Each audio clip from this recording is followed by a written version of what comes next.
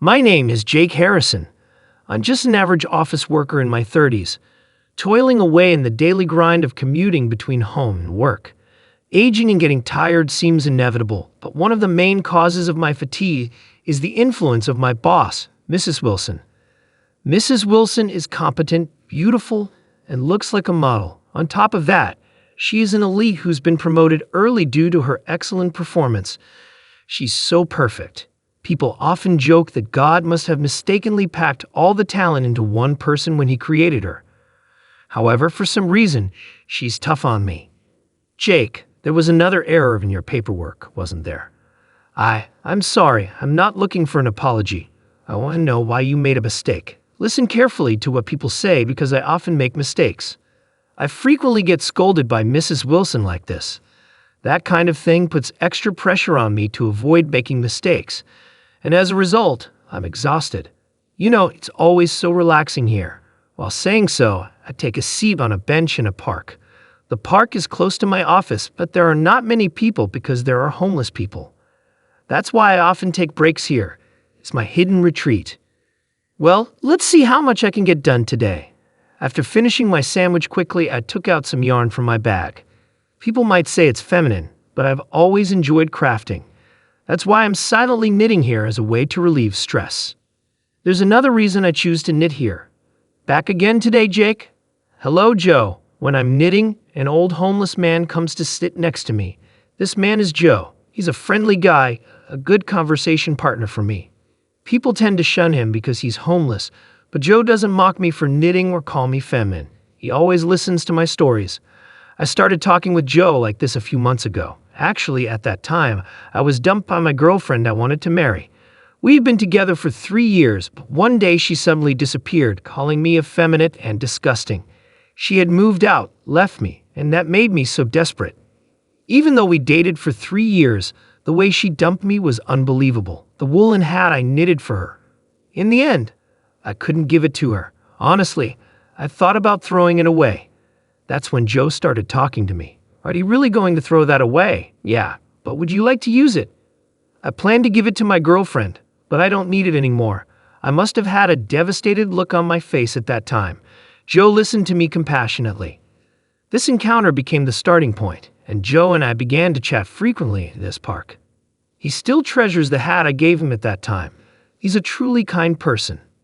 You seemed even more passionate today. Yeah, you know what? I made a mistake again today. During the brief lunch break, talking to this old homeless man is my way of relaxing. Joe listens to my stories with interest, and I enjoy our time, but the fun time always ends quickly. Well, I'll be back. Don't make a mistake next time. As I packed up my knitting and handed Joe some snacks I had bought from him, I left the place. A few weeks later, I was assigned to go on an outside job with Mrs. Wilson. Mrs. Wilson is very efficient at her work and very popular with our clients. Honestly, I wonder if I'm really needed, but it seems like the reason is the luggage is heavy, so help me. I can't help it because my sales skills are lacking, but I was knitting in the park today, hoping that she would rely on me a bit more. Hello, Jake. Joe, hello. Sorry, I might not be able to stay long today. I have an outside job after lunch. That must be tough. As usual, he said to me in a relaxed tone. When I talk to him, I feel tension leave my shoulders and I can relax. He may have once had a job where he had to talk to people. As I was thinking that, my phone rang suddenly. It was Mrs. Wilson. Jake, where are you right now? I'm at Cozy Park. That's perfect. Just decided to use my car for today's field job, so I'll pick you up. After Mrs. Wilson said that, I checked my watch. Indeed, the lunch break was almost over. The timing was perfect. I was called by my boss, so I'll leave soon. Is it the scary boss you were talking? Haha, don't say that in front of her. I saw Mrs. Wilson's car stop at the entrance of the park. I'm sorry, Mrs. Wilson, for picking me up. It's on the way, so it doesn't matter. I didn't know there was a park here, huh? Mrs. Wilson stared at me in the park and froze. To be precise, she was looking at Joe, who was behind me. Dad, huh? Mrs. Wilson ran up to Joe and hugged him. I've been looking for you. I was so worried. Jake, who is this beautiful person, huh? Looking at the clueless Joe, Mrs. Wilson was frozen. I told Mrs. Wilson that he has amnesia. Knowing the fact, Mrs. Wilson seemed to be shocked. No way, Gad, did you forget about me? You sure you're not mistaken? I can't believe I have such a beautiful daughter. You're not mistaken because those gloves, they were made by Mom. Saying that, Mrs. Wilson was teary-eyed. Come to think of it, Joe always wore those ragged gloves, even though they were worn out with holes and missing fingers. It was something he had worn since he came here. He seemed to cherish them. Mrs. Wilson asked Joe several times, but Joe just tilted his head. It wasn't getting anywhere like this. So I decided to leave the park with Mrs. Wilson for now. It was time for work after all. During the field job, we were silent all the way. Mrs. Wilson, who never put personal feelings into her work, is strict but handles things professionally until the work is over. But as soon as the field job ended, and we arrived at the parking lot, she burst into tears, perhaps unable to hold it in any longer. All alone, she muttered. Sally, Dad, was it so traumatic that you forgot? She looked so pitiful. Mrs. Wilson, if you're okay with it, I'll listen to you. I said this more as a consolation, but it seemed Mrs. Wilson had wanted someone to listen, and she slowly began to talk about Joe, about her father, Mr. John Wilson. The Wilson family was a bit wealthier than the average family. Mr. John was a school teacher and his wife was a nurse. However, when Mrs. Wilson was just starting her career, her mother passed away suddenly. She was involved in a traffic accident, it seemed. Dad loved Mom so much that after she passed away, he quit his job and secluded himself all the time. At the time, Mrs. Wilson, who had already moved out of the house, would check on her father in between work. But as it got busy, she couldn't go home often and couldn't get through on the phone. When a worried Mrs. Wilson finally returned home, after a long while Mr. John was gone. I filed a missing persons report, but he couldn't be found. If I had been by his side, this wouldn't have happened. It seemed like Mrs. Wilson had been blaming herself for her father's disappearance until now, and she cried sorrowfully. Seeing that also hurt me, and I wanted to bring Joe home. But Joe didn't react very well to Mrs. Wilson, and even if I took him home in his current condition, he would likely return to the park. Including getting him examined at a hospital, the hurdles are quite high. Dad, if we return home, will he remember something? Even if he doesn't remember, at least I want to take him to the hospital. Mrs. Wilson, as a daughter worrying about her father, I thought, and then came up with a good idea. Hey, Mrs. Wilson, let's knit. Knit, Joe. Mr. John is a really kind person. The reason I first became friends with him is because he spoke to me when he saw me knitting. He also cherished his gloves, so if you give him a gift, he might be interested and listen to you. Joe always seemed to have an interest in knitting. Mrs. Wilson said optimistically, my mom used to knit a lot. He might vaguely remember that. However, she looked down a bit. But I've never knitted before. It's okay. I'll teach you, Mrs. Wilson. Thank you. I'm sorry you had to see me like this. Mrs. Wilson smiled weakly. She seemed a little worried, but it seemed like she wanted to do something for her father. Looking straight at me, she asked, could you teach me how to knit again? Yes, of course. And so I found myself teaching Mrs. Wilson to knit. However, there are only a few places where Mrs. Wilson and I can practice together. We can't go to her house, so we decided to knit in the car. Could you take that thread like this? Yes. Now put it through that loop. Oh, it's not going in. Well, should I push it further in? Well, no, don't pull the yarn like that. But things weren't going smoothly. I think we had this kind of conversation about 5 times. Mrs. Wilson is very capable at work, but it turns out she's actually incredibly clumsy. When the idea of knitting came up, it made sense that she might look down. I honestly thought it would be a long haul, but that's our late boss, Mrs. Wilson. Apparently, she practiced at home, and before we knew it, she was getting the hang of it. She was using the most basic stitch, and it was pretty rough, but still, she kept at it for several months. Somehow, Mrs. Wilson finished knitting a scarf. Finally done. Let's go deliver it. But what if he doesn't accept it? He's not that kind of person, come on.